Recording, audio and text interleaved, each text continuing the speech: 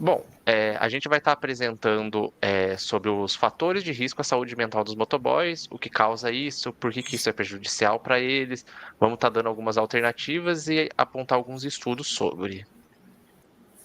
Bom, dando uma breve introdução sobre o nosso tema aqui, a gente tem como foco investigar as condições de vida e trabalho dos motoboys, já que a sociedade normalmente tem uma visão bem negativa deles, já por conta deles correrem demais, de respeitar regras de trânsito e estar constantemente envolvidos em situações de risco, né? Então, nós queremos explorar as condições de saúde do trabalho e da vida deles, e desencadeando possíveis transtornos que podem gerar barreiras que eles acabam enfrentando nesse percurso. Nós viemos com esse intuito, né, esse viés de desenvolver e mostrar isso, já que na natureza, o trabalho deles, eles estão constantemente expostos a condições que podem afetar tanto sua condição física quanto mental. Então, nós viemos tentar contribuir para uma compreensão mais justa, mais real, uma visão desses motoboys, destacando sempre as políticas públicas e tentando dar uma iniciativa que possa melhorar essas condições de trabalho deles. Então, eu vou falar um pouquinho sobre o que é um transtorno psicológico. Então, de acordo com Barlow, ele vai trazer que o transtorno é uma disfunção psíquica que causa sofrimento e prejuízos dentro de vários contextos da vida da pessoa. E os transtornos, eles são caracterizados por alterações significativas no pensamento, nas emoções, nos sentimentos, no comportamento ou na percepção. E essas alterações que causam esse sofrimento significativo e que acabam atrapalhando e até causando disfuncionabilidade na vida dessa pessoa. Os transtornos, eles são variáveis em suas manifestações, então, de acordo com suas intensidades, e geralmente eles envolvem uma disfunção psicológica ou neurológica e requer tratamento clínico. Eu vou falar agora um pouquinho sobre as características dos transtornos psicológicos. A gente vai ter sintomas clínicos: ansiedade excessiva, tristeza persistente, alucinações, delírios, mudanças de humor extremas, entre outros sintomas. As causas: predisposição genética, fatores ambientais, traumas, desequilíbrios químicos e estressores emocionais, que é muito presente no tema que a gente trouxe, né? No caso dos motoboys, principalmente essa questão dos estressores emocionais, que a gente entende que esse contexto deles ocasiona muito estresse. Sofrimento e disfunção é uma característica central dentro do transtorno, porque esse sofrimento significativo, ele afeta a vida dessa pessoa de uma maneira muito intensa, que causa disfuncionabilidade na qualidade de vida dela. Então, que acaba acarretando a maneira como ela vive no seu cotidiano, as relações que essa pessoa tem. E tudo isso se torna um prejuízo muito grande. Tá. Então, falando um pouquinho sobre a questão do diagnóstico do tratamento, né? O diagnóstico, ele precisa ser feito por um profissional da saúde mental, como um psicólogo, um psiquiatra. E esses profissionais, eles vão utilizar de critérios diagnósticos que já estão estabelecidos, né? Como a gente tem, por exemplo, o DSM-5-TR, e eles vão identificar e diagnosticar com base nesses sintomas, na história clínica do paciente, enfim. O tratamento, ele pode incluir psicoterapia, medicação psicotrópica, terapias complementares, mudanças no estilo de vida e apoio social. Então, sobre essa questão do estigma. O estigma, ele ainda está muito presente na questão dos transtornos, e a gente tem que entender que ele pode afetar qualquer pessoa, independente da idade, gênero, raça ou estado social. E, infelizmente, ainda existe muito a questão do estigma, do preconceito, e a Mari vai estar falando melhor um pouquinho sobre isso, mas é muito importante que as pessoas busquem ajuda, porque assim elas vão estar conseguindo melhorar a qualidade de vida delas e ter um apoio, uma base, né? Bom, a minha parte vai ficar responsável por estar falando uma revisão de literatura, o que tipo, os artigos vão estar trazendo sobre isso. Então a gente começa falando que pessoas com algum tipo de transtorno geralmente apresentam alterações nas suas habilidades. O que isso quer dizer?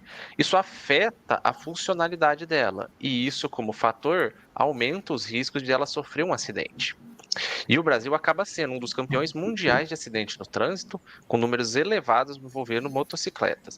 E esse fato representa que é um grave problema de saúde pública, porque a magnitude e as consequências humanas sociais estão afetando isso.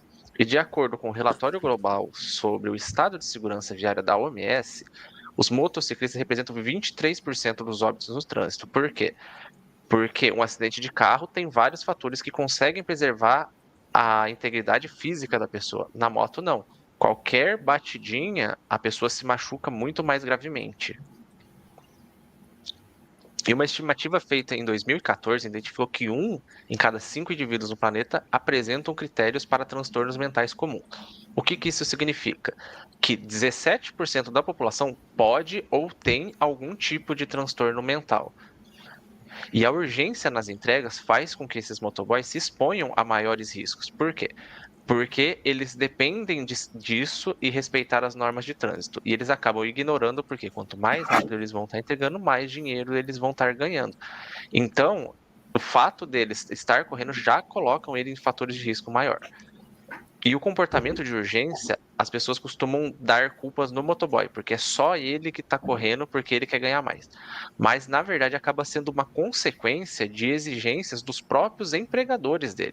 Então, por exemplo, claro, o motoboy vai correr porque ele quer entregar mais, mas muitas vezes ele tem que entregar mais porque o próprio contratante fala, ó, eu falei que vai estar sendo entregue em 20 minutos, então eu preciso que seja entregue em 20 minutos. Se você não consegue, eu dou a vaga para outro. Nesse sentido do trabalho, a gente pode estar comparando com o cuidado. Então, nesse sentido que o Lucas trouxe, de entregas, quanto mais entregas eles realizam, mais dinheiro entra na conta. Só que nesse processo de mais dinheiro, é uma luta contra o tempo, né? Porque quanto mais rápido você realizar as entregas, mais dinheiro vai entrar. Só que nesse processo você acaba deixando o cuidado de lado. E dentro do cuidado tem o cuidado com o outro e o cuidado com você. Tanto que algumas revisões da literatura trazem que os EPIs que eles usam não são apropriados para a profissão. Então, os motoboys acabam deixando de usar os EPIs necessários, porque o EPI atrapalha na hora de fazer a entrega, do manuseio e tudo mais. Então, nesse processo, eles acabam colocando mais risco à vida deles por não usar o EPIs e pela necessidade da agilidade que eles precisam ter.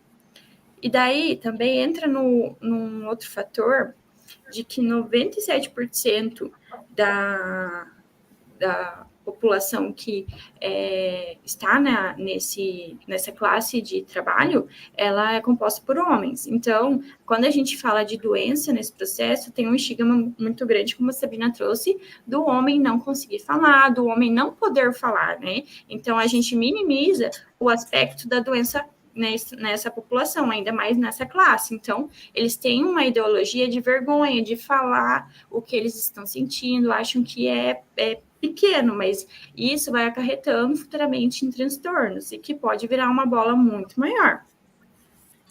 E nesse processo de desprezo em relação a esse adoecimento, a gente tem a questão do medo, porque o medo, ele é desprezado na profissão. E então, eles acabam correndo riscos que, na realidade, eles nem podem raciocinar, em certo aspecto, esse medo, porque se eles raciocinarem, eles não cumprem a função deles, que é se colocar em risco. Então, a gente tem que fazer um trabalho de que precisa, sim, problematizar essa situação, porque não é uma situação em que tem condições ideais para as pessoas estarem trabalhando. E nesse processo de ser mal visto e de colocar o medo de lado, a gente tem o abuso de substâncias, né? E nesse processo de abuso de substâncias, se você já tem algumas questões psicológicas e emocionais, isso vai inflar mais ainda. Então, a gente vai ter um adoecimento muito maior dessa população por conta disso. E daí entra também a precarização do trabalho, que no sentido de que, como a maioria das pessoas nessa profissão são autônomas, elas não têm uma condição de trabalho específica, não tem um contrato, não tem uma segurança. Então, isso acaba também afetando o psicológico, em certo aspecto. Porque sofreu um acidente, você sabe que você amanhã não vai poder estar trabalhando e você não vai estar recebendo. E, normalmente, essas pessoas são chefes de família, elas têm a necessidade de receber e se sustentar, né? Então, assim, isso causa ansiedade. É um processo muito duplo, a ansiedade de entregar e receber mais e a ansiedade de você sofrer um acidente e não poder trabalhar no outro dia e não estar recebendo. Então, assim, é um processo que acaba ocasionando no adoecimento mental, inconsequentemente, né? Porque essa pessoa vai adoecer de qualquer forma. A gente também pode falar das péssimas condições, porque normalmente esse trabalho é feito de madrugada, esse trabalho não tem um horário fixo, então essa pessoa também não vai ter um momento de parada, não vai ter um momento de descanso. Se sofreu um acidente nesse processo, que dê só uma escoriação ou um machucado leve, ela não vai parar para pensar, para raciocinar essas situações, né? Porque ela precisa continuar trabalhando. Então, é uma questão muito importante para a gente estar olhando e problematizando, principalmente dentro da psicologia e dentro do direito, porque a gente sabe que essas pessoas não estão sendo atendidos os direitos dela, como um trabalho normal, como um CLT da vida. E na questão psicológica, a gente sabe que acarreta muitos transtornos, tipo ansiedade, depressão, transtorno pós-traumático, porque o trânsito em si, ele é violento, então tem essa necessidade de estar olhando para essa pessoa e tendo o cuidado necessário que ela precisa. Tanto que o Pedro agora vai trabalhar um pouquinho com a gente sobre a prevenção, porque é muito necessário trabalhar a prevenção nessa classe. Tendo em vista o elevado nível de estresse enfrentado pelos motoboys para cumprir os exigentes prazos de entrega, a gente tem o imperativo de desenvolver uma série de estratégias que vão desde o motoboy até a empresa que contratou o motoboy, certo? Na parte de desenvolver programas educacionais e acerca do manejamento de estresse, educando práticas seguras, tanto no trânsito, às vezes para fazer alguma manobra para acabar chegando mais rápido para a entrega, abordando todo esse quesito. Daí temos também a implementação de grupos de apoio entre os próprios motoboys, promovendo também atividades sociais para diminuir essa sensação de isolamento e fornecer ali um ambiente propício para o compartilhamento de experiências e estratégias entre si. Isso e também a prática recorrente de terapia, a pessoa recorrer a um psicólogo dentro do possível. E agora, envolvendo também essa questão, o papel da empresa seria importante fornecer acesso a equipamentos de proteção, incentivar a manutenção recorrente das motocicletas, incentivar com dinheiro, dando ali um prazo ou fornecendo um outro veículo. Isso seria ali por parte da empresa, né? E também implementar algumas pausas para o descanso, tanto para a pessoa ali colocar, voltar aos eixos depois de uma situação de estresse, porque é um trabalho também que envolve o contato com pessoas e temos aí uma série de questões circulando na internet, que o motoboy obrigaram o rapaz a subir e tudo mais, e tem ali uma questão para esse indivíduo conseguir trabalhar com a cabeça nos eixos, certo? E uma última sugestão seria a regulamentação das horas de trabalho, certo? Para que não haja um excesso e essa pessoa, pelo excesso, acabar se acidentando ou coisa pior.